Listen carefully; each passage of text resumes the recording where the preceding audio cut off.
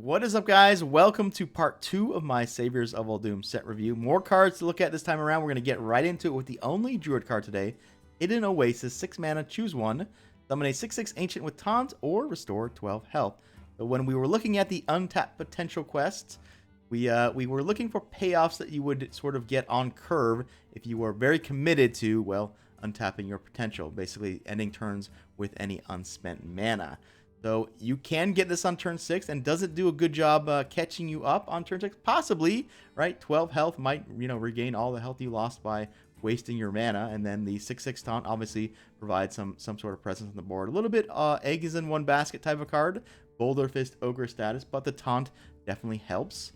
I think the issue with this card is both sides aren't created equal. 6 mana 6/6 taunt is fine, but the 6 mana gain 6 health is pretty terrible. The cards like this now cost about 3 mana. 3 mana gain 12 health, 4 mana gain 12 health. So 6 not a good deal. Even if you had Keeper Steladris out, you really wouldn't want the 6 mana 12 health. You could use it. There are games where that might be the play, but that pretty much takes your whole turn up, right? If you're playing the quest, you're definitely going to be playing Hidden Oasis because this theoretically can catch you up. I don't like the card in general, though, because I feel like choose cards should be good on both halves. So they're good either way, and then when you get both at the same time, it's really, really good, not just like okay. So that's where this guy falls. If you're playing the quest, I do think it makes the deck, but I would have liked to see something a little bit more powerful on both sides. Moving on to Hunter, where first we're going to look at 2 6 mana epic beast cards that in fact work together a little bit. First is Wild Blood Stinger, 6 mana 6/9 beast. Summon a minion from your opponent's hand, attack it. So you get the Dirty Rack Battlecry here on a huge minion, bigger than Boulder Fist Ogre, which we just mentioned, funny enough. And, well, this is going to do a pretty good job killing whatever it pulls out and leaving you a body behind, essentially a 2-for-1 in some sense. Not a 2-for-1 in tempo, but a 2-for-1 in pure cards. The stats on this are just really pushed, right? 6/9, it had no business being this big. It's obviously designed to kill exactly Shutterwalk. What else can you get? Well, you can get Elysian out of your opponent's hand, but it doesn't quite kill her, unfortunately. But it does survive. This could also get the Paladin combo card Shirvala. Not great when you attack a 6/9 into a 7/5 Divine Shield, but your guy will survive, and you get the pesky Divine Shield off your opponent's minion. But that's not the point. When you play Dirty Rat, you want to get that combo card, so you will not be unhappy to get their Shirvala. Does this see play just as a nice little value card, and every once in a while you break up a combo? It might, because of the next card, the Scarlet Web Weaver, 6 mana 5/5 beast with the Battlecry, not a Death Rattle Battlecry, important to note here. Reduce the cost of a random beast in your hand by 5. So obviously this combines with, well, Blood Stinger on curve as well as Savannah Highmane. So you might actually play all of these cards in the same deck. 2 Highmanes, 2 Blood Stingers, 2 Scarlet Web Weavers, with the play pattern being 6 mana 5/5, which isn't amazing, but on turn 7 you get to play a 1 mana 6-drop, whether it's Highmane or Blood Stinger or maybe another Web Weaver, into, well, another 6-drop. So on turn 6 you play a 6-drop, on turn 7 you play 2 6-drops. Not the most highest tempo play in the world because, well, they're just big and dumb in some sense, but they are very big and sticky in the case of Highmane. So, and this just might get there, right? If you're playing a Reno deck, you might play 1 Highmane, 1 Blood Stinger, 1 Web Weaver anyway, and there might be decks that just run the full gambit of 6 mana beasts. There's even more competition on turn 6 in Hunter. Obviously, Unleash the Beast, very strong card in any deck playing Zul'jin. So we got some decisions to make here for sure in Hunter. Hunter's Pack, 3 mana, add a random Hunter Beast, secret, and weapon to your hand. Interesting. So you're notably getting a Hunter Beast, not a random beast, which means, well, you're kind of likely to get one of the new 6-drops possibly, or Savannah Highmane itself. So that sort of synergizes with the cards we just talked about technically. Random secret, there's a new secret coming up, and some of the secrets are a little bit surprising for your opponent. They're not always going to expect them misdirection, so that sometimes get them. Random weapons, well, there's the new, the old 2 mana weapon. It's always pretty serviceable, not amazing.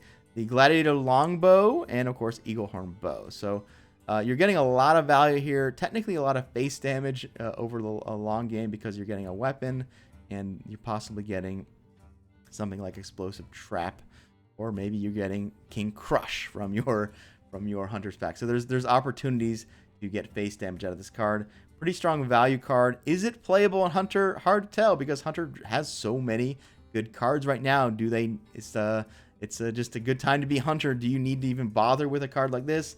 Again, there's cards like Master's Call, which does a similar thing, draws 3 cards for 3 mana. What definitely helps this card is the fact that, well, Hunters are looking to be a Reno deck with the new Diner Tamer brand, so this card probably fits into that 30 card deck. Does this fit into regular Hunter decks? Unclear, again, because they just have so many riches right now. Pressure Plate, the new Hunter secret says, after your opponent casts a spell, destroy a random enemy minion. Interesting card here. Not that hard to play around, but we'll see play because it's exactly a secret, right? Comes back with Zul'jin. It's another card you get for value with Subject 9. Again, solid card, nothing amazing. Hunter have a glut of deadly shot effects between this Spider Bomb, ways to activate Spider Bomb, and of course the original deadly shot. But because this is a secret and Hunters are looking to be Reno, this will see play again because Subject 9 and Zul'jin. Voltarium Pilgrim is the first mage card we're going to look at. It's an 8 mana 5/5. Not great stats, but it has the battle cry, discover a copy of a random spell in your deck and cast it with random targets. So similar to Grand Archivist at 8 mana here, it was a 4/7 instead of a 5/5 here. 4/7 is better than 5/5. But this does a couple things different. First off, you discover. So there's no going wrong here. Even if you put Polymorph in your deck, you're not going to polymorph your own 8-drop. Whereas the Grand Archivist basically made it so you had to really be picky about the cards you put in. I did like the design of that. This one here, I don't love the design as much because, well, it's just kind of easy to get away with stuff. So you can put the Polymorph in your deck and cast the Flame Strike when you want. This also notably doesn't pull the spell out of your deck like Archivist. This discovers a copy of it, which I think in general is better because you're less likely to run out of spells to cast with, multiple copies of Pilgrim. So again, a fixed version of Grand Archivist to some extent. I don't love the design because it's just easier to play, and I do think this is pushed a little bit because it's going to be, an extra copy of a big AoE, something like Blizzard or Flame Strike. If you're not pulling a big AoE to clear opponent's board in turn 8, well, I guess the next best thing to do would be to play your Puzzle Box of Yogg-Saron 2 turns early and try to get a big board lead from that. Definitely a card that we'll see play. Again, I don't love the design because I believe Grand Archivist was more elegantly designed because it asked you to actually make decisions about your deck design, where this is just kind of big and dumb. And, well, you pick the Flame Strike, not the Polymorph, right? Arcane Flak Mage, 2 mana 3/2. After you play a secret, deal 2 damage to all enemy minions. Wow, very strong card. And obviously, the first thing you think about, turn 5, play this, play Secret for a little Consecrate. Notably, only hits their minion, so it is actual Consecrate. And except it doesn't go face. So not actual Consecrate, but very close on turn 5. And, well, you could play this turn 2, and then what does your opponent do? If they don't deal with this minion, any sort of minion under 2 health they play is threatened to die because you can curve right into a turn 3 secret. All the better if you play it with Kirin Mage. So this card, very strong. It sacrifices no stats for what it does, right? It's a 2 mana 3/2, not a 2 mana 1/2, not a 2 mana 2/2. 2 mana 3/2, sacrifices no stats. For an ability that's good, well, as a Rattlesnake on turn 2, and just any point past turn 5, or even on turn 7, imagine you get this plus 2 secrets. All of a sudden, you just Flame Strike your opponent, basically out of nowhere. Very strong card, very pushed card. They're trying to get us away from playing Mana Cyclone stuff, maybe. Again, away from the 1 mana spells to actually make us to look to play secrets again. This card along with the next card. I don't love that they're having to make these cards overtly powerful to get us away from Mana Cyclone, but that's where we're at. Next card is Cloud Prince, as I was referring to here. 5 mana, 4/4 elemental with a huge secret synergy. Battlecry, if you control a secret, deal 6 damage. No, not deal 6 damage to a minion. Deal 6 damage. This can go face. So for just 1 more mana over Fireball, assuming you had a secret, you get a 4/4 elemental. Why is it an elemental? Well, I don't know. They just wanted to make it even stronger to help you activate your Arcanosaurs, right, for board clears. Yeah, just a very strong card. Again, not sure why it can go face. It's also 5 mana, so on turn 10, you can just hit him for 12, right? So yeah, the secret that got better here is Spellbender. Basically, you want secrets that are kind of basically not going to be activated, so you can kind of guarantee them over multiple turns. To activate your Cloud Princes. No more Ice Block in Standard. In Wild, well, you can still play Ice Block, and that's pretty scary as well in Wild for a aggressive Mage deck. Playing a 5 mana, deal 6 to the face, 4/4 Elemental. Gotta be good, I imagine. Making Mummies is the Paladin quest. It is, of course, 1 mana. Play 5 Reborn Minions, and your reward is Emperor Wraps, which turns your hero power into 2 mana. Summon a 2/2 copy of a friendly minion, which, well, it's gotta be good if your deck is full of Reborn Minions. We do not have any Paladin Reborn Minions revealed as the recording of this video, so it's going to be pretty hard for me to discuss this in depth. There is one Murloc coming up. There's also a 10 mana Reborn card that is quite powerful. This quest notably says play and not summon, so if you cheat a big Reborn minion into play with something like Duel, it will not activate this, I believe. Play and summon are different. 5 is quite a bit. Right, that is the point where this is not an early game thing that you can be doing. I don't think you can curve this out on turn 5 and be done, especially with what's been revealed so far. But again, we don't have all the information. If it turns out all the Reborn cards are nuts, specifically in neutral, then this card might get there. But we shall wait and see. I'm a little bit skeptical about this. This appears to be a quest that is going to benefit greatly from the new 2-drop neutral. And that's what, again, will save a lot of these quests, because you can play 2 of the 2/3s that draw a card to replace the quest. So normally this would have the quest problem big time, but because of the new neutral, we have to be a little bit careful about writing these cards off immediately. Tip the scales. Paladin epic spell. Summon 7 Murlocs from your deck. So that will completely fill your board with Murlocs, assuming at that point in the game you actually had 7 in your deck, and, well, 7 spots on the board. I guess we're going to need to talk about the Wild implications first, because this seems a little bit more pointed for Wild, but there are some things you can do in Standard with exactly Prismatic Land. So in Wild, you could play this before your anyfin turn to make sure to guarantee you get every single Murloc out on the board first. I'm not sure that deck exactly needs to be doing this, but it would theoretically work in some percent of the time, right? Some games, you're not going to draw many Murlocs. Your problem with anyfin is that, well, you don't have enough Murlocs yet. You play this first, guarantee all your Murlocs. It even charges out for, you know, the warriors, and the stuff charges out for some tempo.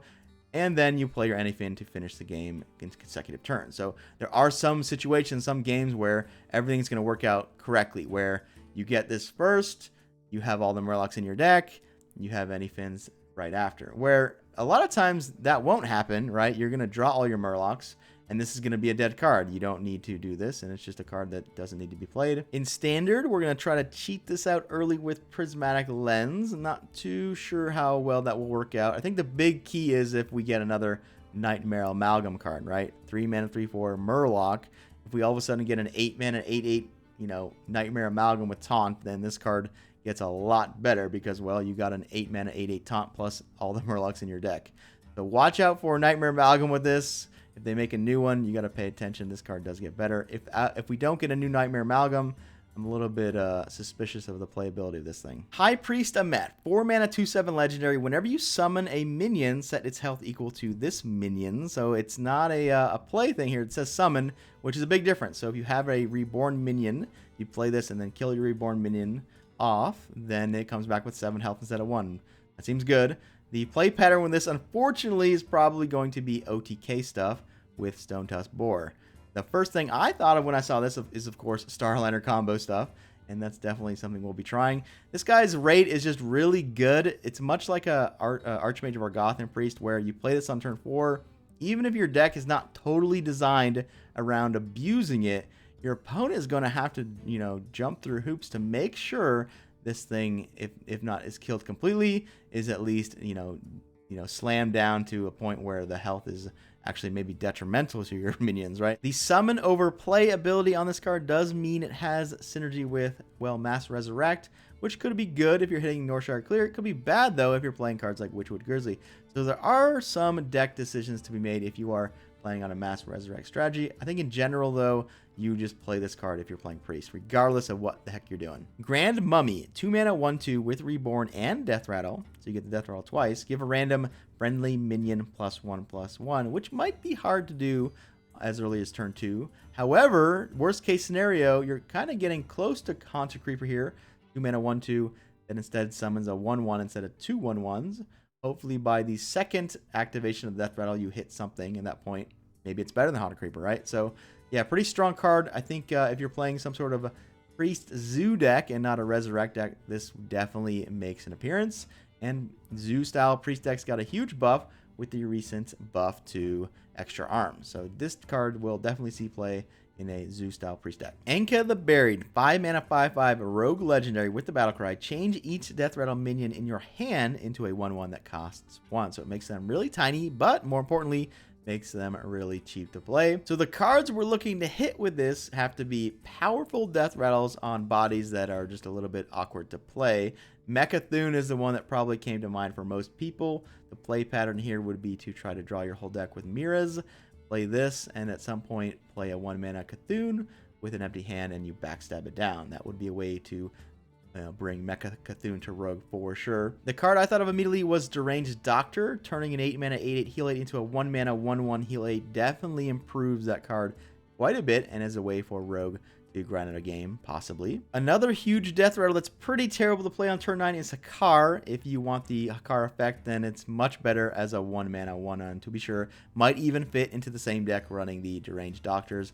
We'll probably try that out. Whirl Kick Master. Not exactly sure what a Whirl Kick is, and the art here, she's holding 2 daggers. Definitely do not want to get in fight with this particular Whirl Kick Master. 2 mana 1/2 epic. Whenever you play a combo card, add a random combo card to your hand. So initially, I wasn't too impressed with this card because if you need extra value in Rogue, turn no further than Evil Miscreant. That kind of gets you all the value you need. Don't think you really need to be doing this. However, because Evil Miscreant is so good and it is a combo card, well, this could give you more Evil Miscreants. And anytime you're getting more Evil Miscreants, you're just doing more busted stuff with lackeys. So my first instinct is that this is just something you don't need because it works with the best card in Rogue right now, Evil Miscreants. I think it might actually get there. Bizarre Mugger, 5 mana 3/5 with Rush and Battlecry. Add a random minion from another class to your hand. The cards that replace themselves usually don't affect the board as well as this one does on turn 5. It's going to be pretty hard for you not to be able to finish something off or kill a 3/3 outright. And the fact that this, well, activates Vendetta means that you might have a really solid tempo play for your value card, which is 2 words that don't normally go together, right? Value and tempo. And this card does seem to check both boxes. Hooked Scimitar, 3 mana 2/2 rogue weapon with the combo gain +2 attack, equaling a total of possibly 4. 4 attack weapons are something Rogue have not had access to for a couple years until, well, Waggle Pick, and for good reason because they activate Dread Corsair for 0 mana. And in fact, that did take over Standard for a little bit and had to lead to the nerf of the Raiding Party card, exactly, to sort of deny that deck's power a little bit. So we get another 4 attack weapon here with the nerf to Raiding Party. Obviously, that little scary combo is less scary. This might see play as sort of a third 4 attack weapon to, I think, enable exactly Dread Corsairs. Splitting Axe, 4 mana 3/2 weapon. Battlecry, summon copies of your totems. So another lookout for a new Nightmare Amalgam card. Maybe they can't print a new one because this card exists.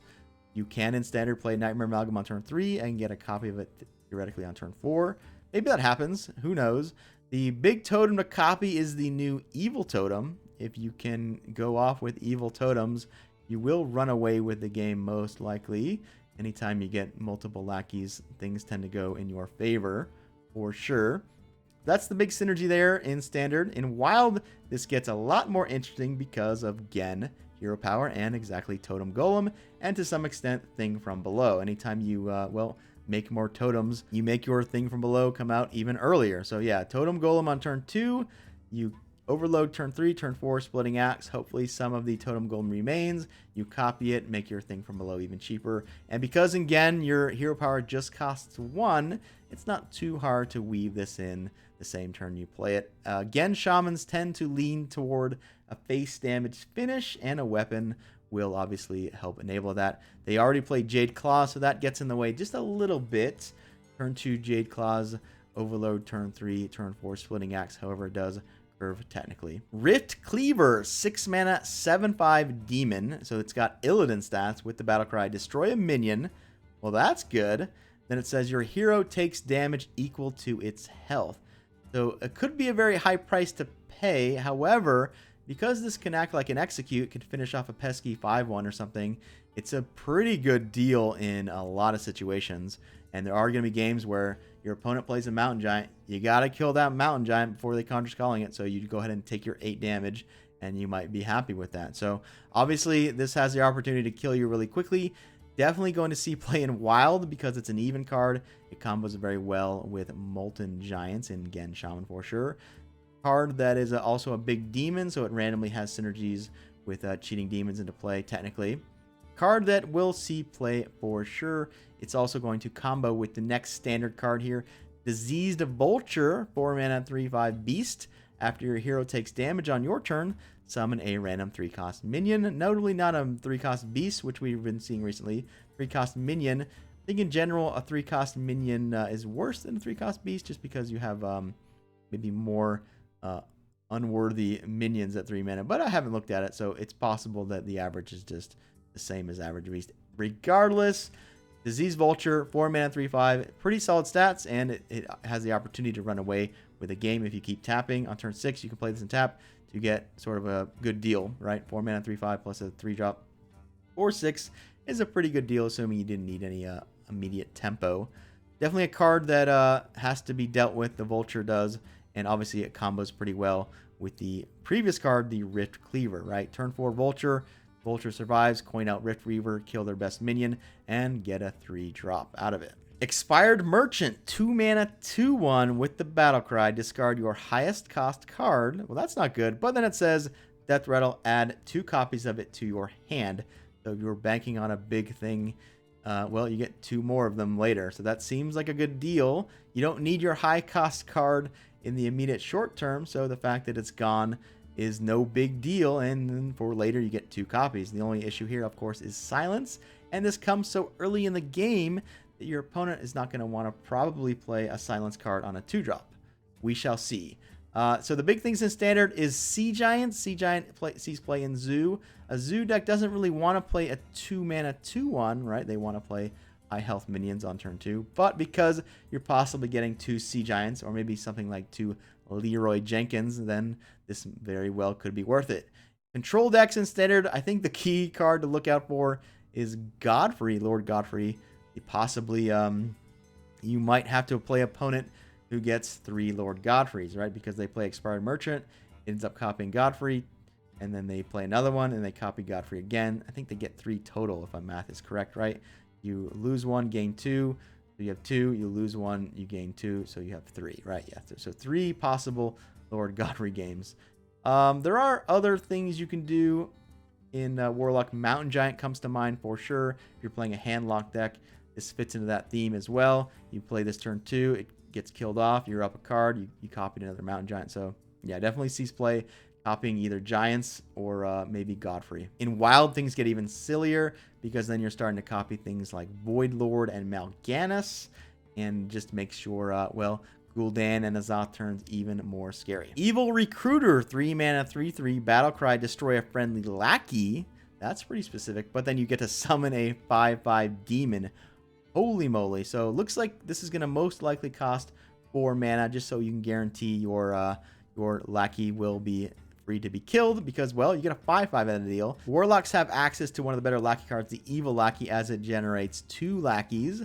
And I think the existence of both this card and Evil Lackey means that Warlocks are going to have a huge pull toward lackeys. Turn 4, 3/3 plus 5/5 plus whatever value your lackey got the turn you played it means that there's like no way that this doesn't see play. Hack the System is the warrior quest. It wants us to attack 5 times with our hero for the reward of Anrufbet's Core, which is another 2 mana hero power. Summon a 4/3 golem, and then after your hero attacks, you refresh this. So assuming this quest is done, you attack, or you play the golem for 2, you attack, and then for 2 mana you get another golem. Okay.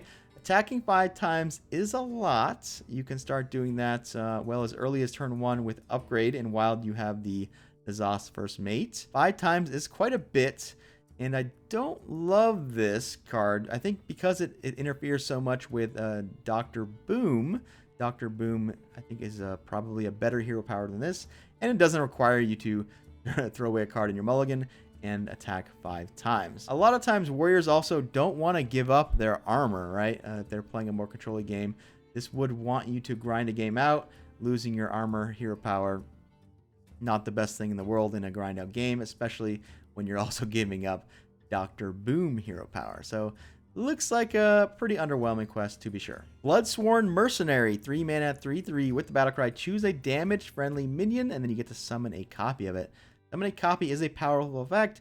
However, because you're summoning a damaged minion, it's going to take a little bit more work to get extreme value. This is going to synergize, obviously, with anything with Rush, anything with Reborn, anything with Death Rattle, and anything with Charge. In Wild, we can look to, I guess, Growmash Hellscream for some sort of OTK finish. In the early game, you're going to want to play a card like Inner Rage to be able to sort of maybe activate this on the cheap, right? Turn 2 Amadi Berserker, turn 3 Inner Rage into Bloodsworn Mercenary. It's a decent little tempo swing and could run away with a game for sure. Very cool design. Not exactly sure what we're going to be doing with this, but I have a feeling it's going to evolve Sudden Genesis and Grand Archivist in Wild for some silliness. Into the Fray. 1 mana warrior spell. Give all taunt minions in your hand +2/+2. So it's a hand buff card here. Similar to Stolen Goods, which was a 2 mana give +3/+3 to 1 minion, which could definitely tempo you out if you had a 3-drop taunt. Here, what's cool about it is you get to play this on turn 1, and then if you have a 2 mana taunt, which we will have coming up here, all of a sudden you get a nice little tempo swing and buff any other cards in your hand. So even if you just hit 1 minion with this, it's worth it, right? If you hit 1 minion with this card, it's a good deal. So there's like no way this doesn't see play because of this card, Frightened Funkly. 2 mana, 2/2 taunt with the battle cry. Discover a taunt minion. So again, if you play the Into the Fray turn 1, you get this turn 2 for a 4/4, and you get to discover, your next play or maybe something for the late game. Usually cards like this don't have taunt. Taunt is valuable at any stage of the game. A 2 mana, 2/2 taunt is not a good enough card to play in your deck, but that doesn't mean it's not a relevant play in the late game, right? Anytime you have taunt, your opponent generally must deal with it. And because this is relevant late, it gives you value early. There's like no way this doesn't see play. Again, it's a very push card by itself. The fact that Into the Fray occurs with this on turn 2 is just a bonus. This card would see play regardless, but because of Into the Fray, it's even better. 5 mana warrior spell, Plague of Wrath says, well, destroy all damaged minions, because I guess warrior apparently needed more brawls. To be fair, this is not brawl. This does have a clause, right? It only kills damaged minions, but notably, if you can find a way to damage your opponent minions and not your own, it just destroys their minions. So there's upside there. There's also, well, just Whirlwind into Plague of Wrath to completely clear the board. There's also the combo in Wild with the weapon, Blood Razor, turn 4 Blood Razor, turn 5 Plague of Wrath. So yeah, just another solid control tool here, and because of Dr. Boom every once in a while giving you a deal 1 damage to just your opponent's minions, all of a sudden Dr. Boom gets a legit one-sided board clear. Desert Obelisk is the first neutral we're going to look at. It's a weird one, along with the next one we're going to look at. It's a 5 mana 0/5, so that's not good. Then it says if you control 3 of these, at the end of your turn, deal 5 damage to a random enemy, including your opponent. So at most, or at least, you're going to have 3 of these, so at least you do 15 random damage or 5 damage randomly 3 times. If you have 6 of these, well, maybe you kill your opponent. So it's asking you to jump through a lot of hoops for the possibility to maybe win. Not sure. This is one of those cards I really hate the design because it's so stupid by itself.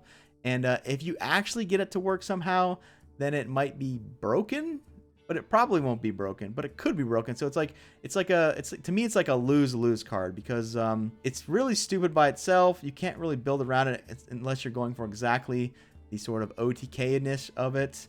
And at that point, it's kind of boring at that point, right? Like you're not really you're not really ever just getting 3 of these randomly. You're trying to get enough of them to where you win the game, and then at that point it's kind of lame. Mugu Cultist is a card I think I hate even more than the Obelisk. It's a 1/1 for 1 with the battle cry. If your board is full of Mugu Cultists, sacrifice them all. Summon Highkeeper Ra, which is a 20/20 that deals 20 damage to all enemy minions. So I guess win the game maybe at that point.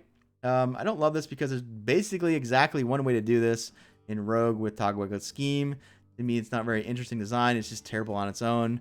And I guess Rogue have something else. Like, Rogue can already do the Pogo Hopper thing. What was the point in giving them this? If you can do this in other classes, I'm not even really interested in exploring that because, again, it's just kind of stupid because you're trying to do this cool thing, but it doesn't synergize with anything else in your deck besides trying to win the game by itself. So I don't love it at all. It's stupid. Neferset Ritualist is a 2-mana 2/3 with the battle cry restore adjacent minions to full health. Wow, that's a very, very powerful ability on just a 2-mana card. A 2-mana card that sacrifices no stats. So you can play this on turn 2 and I guess be satisfied. And then in the late game, you can do some crazy combos, I imagine. Or even just in a sort of a mid-rangey deck, you're playing overstated minions.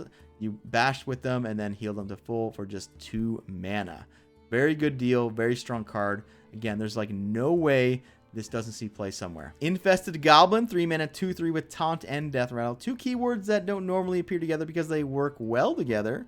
The Taunt guarantees the value from the Death Rattle. This says Death Rattle add 2 1/1 Scarabs with Taunt to your hand, notably not on the board, so no tempo here. You're going to need to save these for later. What are you doing with them? Well, you could do hand buff strategies. Cards like the new Warrior card that buff your taunts.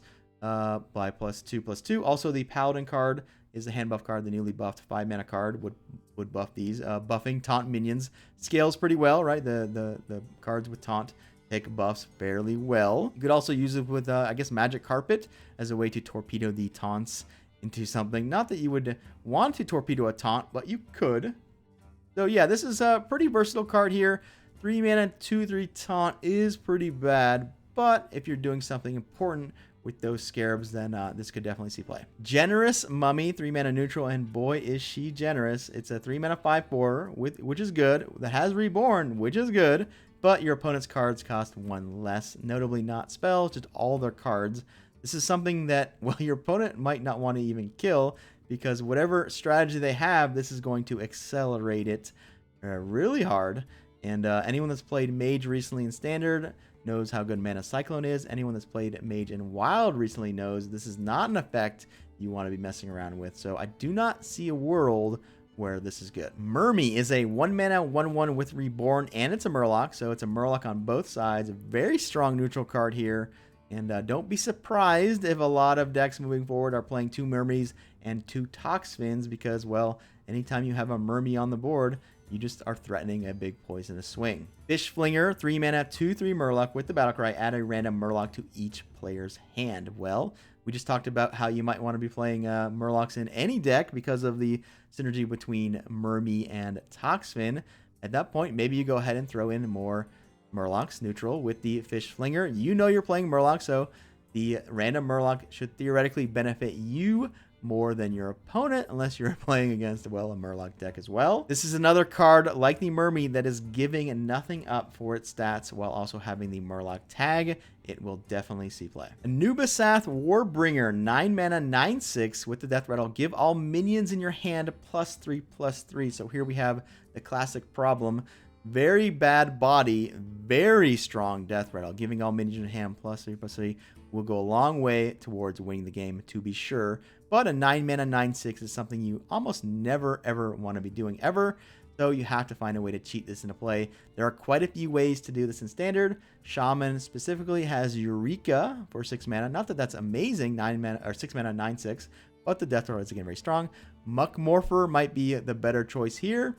Has some negative synergies because, well, if you have a handful of presumably cheap minions, why are you playing Muck Morpher? So that's something to be figured out for sure.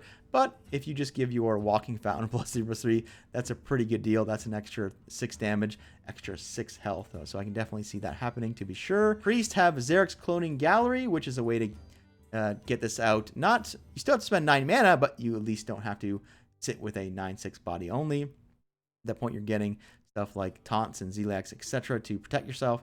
So you can definitely see that there. Who else can do this? Well, Rogue got a new legendary that synergizes with this pretty well. The 5 mana 5/5 that makes this cost 1. So it turns into a 1 mana 1/1 with a pretty valuable death rattle. Paladin have a couple ways to cheat this out, albeit a bit lucky to do, right? Duel and the prismatic lens could make it cheaper. Warlock also have a couple ways to cheat this into play pretty consistently. The Darkest Hour just pulls a bunch of minions from your deck, and this could be one of them. There's also the Dorian plus Plot Twist play, which again consistently pulls a bunch of minions from your deck. Wasteland Assassin, 5 mana 4/2 with Stealth and Reborn, 2 keywords that do work together.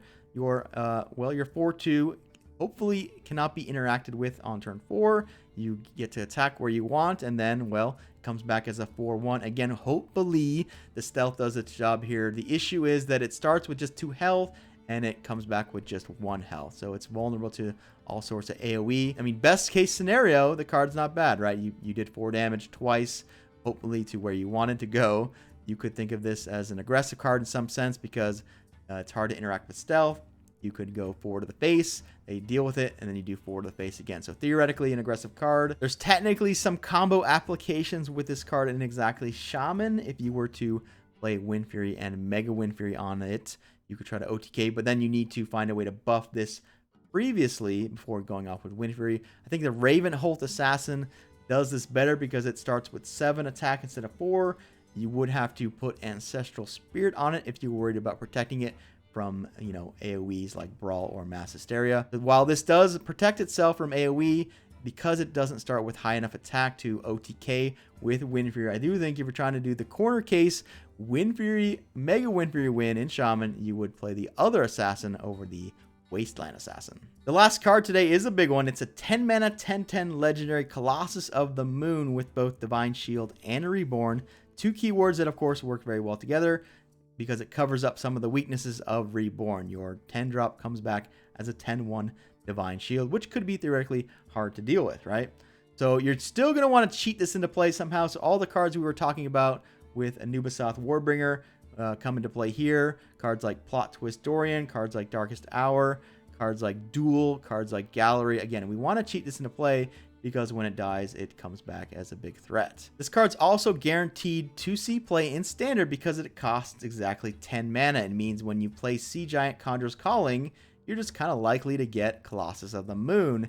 And Colossus of the Moon itself is a pretty good Conjurer's Calling target because it comes back with Reborn. And then you possibly get 2 more Colossus of the Moon. So I'm not sure if Blizzard thought about this interaction, Sea Giant and Conjurer's Calling. Possible this was designed before the Conjurer's Calling deck started teching in Sea Giant, if you even call it a tech. But yeah, so we're definitely going to see possibly a change here. Might be time to figure out what to do with Conjurer's Calling. Maybe they just Hall of Fame the damn thing. So that concludes part 2 of my Saviors of Uldum set review. I'm going to leave a link of part 1 up above. Make sure you guys also tune in, next week on Friday for part 3. See you guys next time.